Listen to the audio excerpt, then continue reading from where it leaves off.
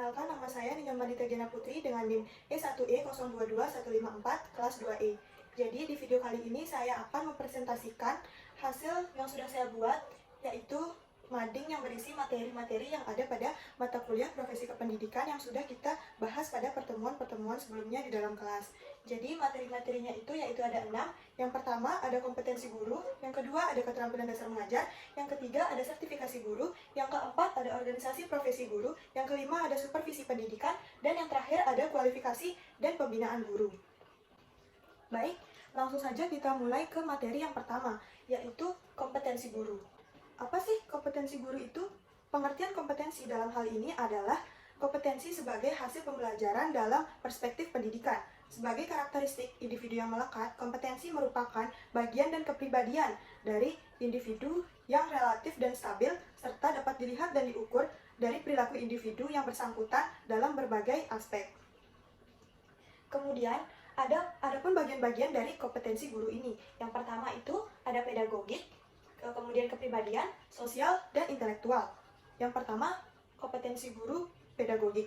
Kompetensi guru pedagogik adalah yang berkaitan dengan ilmu ataupun seni mengajar. Artinya, guru harus mampu mengelola kegiatan pembelajaran seperti merencanakan kegiatan pembelajaran, melaksanakan kegiatan pembelajaran, serta dapat mengevaluasi kegiatan pembelajaran. Yang kedua, kompetensi guru kepribadian adalah suatu performansi atau sifat-sifat yang harus dimiliki oleh seorang guru. Beberapa kompetensi kepribadian yang harus dimiliki oleh seorang guru meliputi yang pertama, kepribadian yang utuh, yang kedua, kemampuan mengaktualisasi diri, yang ketiga, dapat berkomunikasi dengan orang lain, serta mampu mengembangkan profesi. Kemudian, kompetensi guru yang ketiga, yaitu kompetensi guru sosial. Kompetensi guru sosial adalah kemampuan guru untuk memahami dirinya sendiri yang tidak terpisahkan dari masyarakat sekaligus mampu mengembangkan tugas sebagai anggota masyarakat. Yang keempat yaitu kompetensi guru intelektual. Kompetensi guru intelektual adalah kemampuan penguasaan materi secara luas dan mendalam. Kompetensi ini diperlukan agar dapat mewujudkan dirinya sebagai guru yang profesional. Baik, selanjutnya yang kedua yaitu keterampilan dasar mengajar. Keterampilan dasar mengajar merupakan suatu kemampuan dasar yang harus ada dalam diri seorang guru. Keterampilan mengajar ini berguna sebagai bekal seorang guru dalam menjalankan tugas untuk tercapainya tujuan dari pembelajaran. Keterampilan mengajar ini memiliki macam-macam jenis keterampilan seperti keterampilan bertanya, keterampilan mengelola kelas, keterampilan memberi penguatan, keterampilan membimbing diskusi kelompok kecil, keterampilan menjelaskan, keterampilan membuka dan menutup pelajaran, keterampilan menggunakan variasi, dan keterampilan mengajar kelompok kecil dan perseorangan. Adapun alasan mengapa keterampilan dasar ini diperlukan itu yang pertama, agar dapat mempersiapkan dan menyimpulkan pembelajaran siswa dengan baik. Yang kedua, untuk memotivasi siswa, mengurangi kejenuhan dan kebosanan.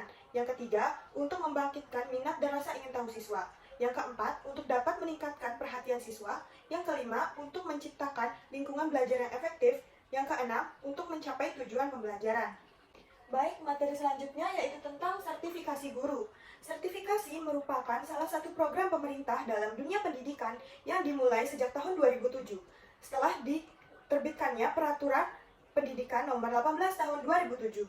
Program seperti ini memang banyak diterapkan di berbagai negara maju yang bertujuan untuk meningkatkan kualitas sumber daya manusia agar lebih kompeten pasca terjadinya krisis ekonomi. Contohnya pada negara Australia, Inggris, dan Jerman.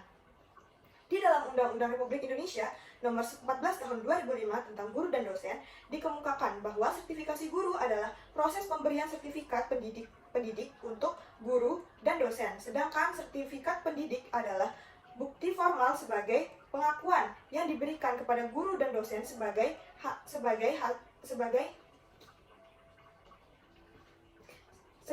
tenaga pengajar yang profesional. Adapun pola-pola dalam sertifikasi guru ini yaitu pola PSPL, pola PF, dan pola PLPG. Yang pertama, pola PSPL atau pemberian sertifikat pendidikan secara langsung adalah lewat pola ini, maka proses sertifikasi dimulai dengan pemeriksaan berkas, baru kemudian ke tahap uji kompetensi dan disusul dengan hasil pengumuman uji kompetensi tersebut.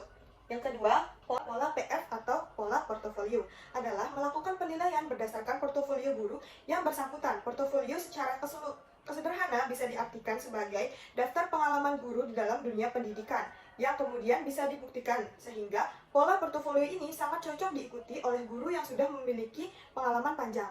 Yang ketiga, pola PLPG.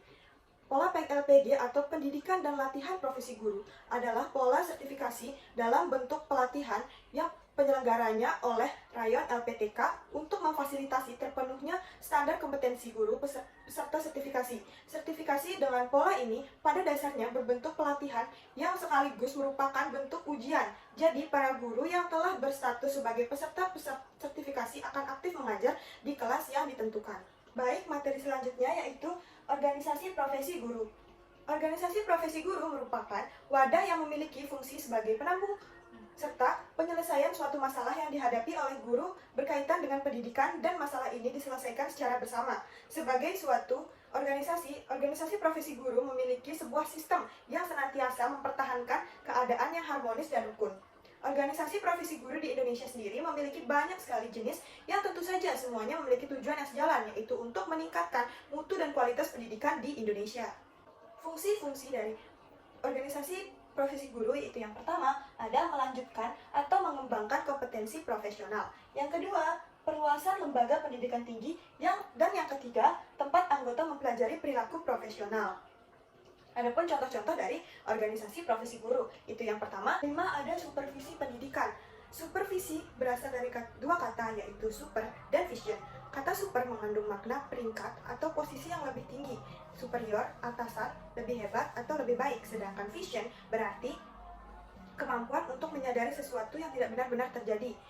Jadi, supervisi adalah pandangan dari orang yang lebih ahli kepada orang yang memiliki keahlian di bawahnya.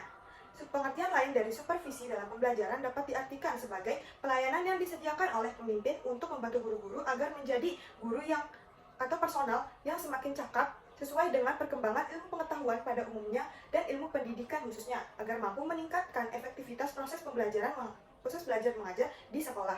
Sasaran dalam supervisi pendidikan ini ada 3, yaitu supervisi akademik, supervisi administrasi, dan supervisi lembaga. Supervisi akademik ini menitikberatkan pengamat supervisor pada akademik, yaitu hal-hal yang berada atau berlangsung dalam lingkungan kegiatan pembelajaran pada waktu siswa sedang di dalam proses pembelajaran. Yang kedua, yaitu supervisi administrasi. Supervisi administrasi menitikberatkan pengamat atau supervisor pada aspek-aspek administrasi yang berfungsi sebagai pendukung dan pelancar terlaksananya kegiatan pembelajaran. Yang ketiga, supervisi lembaga. Supervisi lembaga ini menyebarkan objek pengamatan supervisor pada aspek-aspek yang ada di sekolah. Supervisi ini dimaksudkan untuk meningkatkan nama baik sekolah dan kinerja sekolah secara keseluruhan. Misalnya, ruang UKS atau unit kesehatan sekolah dan perpustakaan, serta yang lainnya. Baik, materi yang terakhir yaitu kualifikasi dan pembinaan guru. Kualifikasi guru dalam kegiatan belajar mengajar menentukan tercapainya tujuan pembelajaran. Jenis-jenis kualifikasi guru yaitu yang pertama ada kualifikasi akademik, yang kedua ada kualifikasi kegiatan belajar mengajar, yang ketiga kualifikasi kompetensi, yang keempat sertifikasi guru, dan yang kelima sehat jasmani dan rohani. Selanjutnya, pembinaan guru. Pembinaan guru merupakan sebuah usaha dan kegiatan yang dilakukan untuk memberikan sebuah bantuan kepada seorang guru agar menjadi pendidik yang profesional. Pembinaan terhadap guru sangat penting dilakukan karena guru merupakan sebuah profesi yang mentransfer sebuah ilmu kepada peserta didiknya. Pembinaan guru yang terdiri dari berbagai rangkaian usaha untuk membantu guru mencapai keprofesionalannya memiliki sebuah sistem dalam pelaksanaannya. Sistem tersebut dapat melalui organisasi profesi dan juga sertifikasi guru. Baik, mungkin sekian materi yang dapat saya sampaikan pada video kali ini. Jika ada kesalahan kata, mohon dimaafkan. Terima kasih.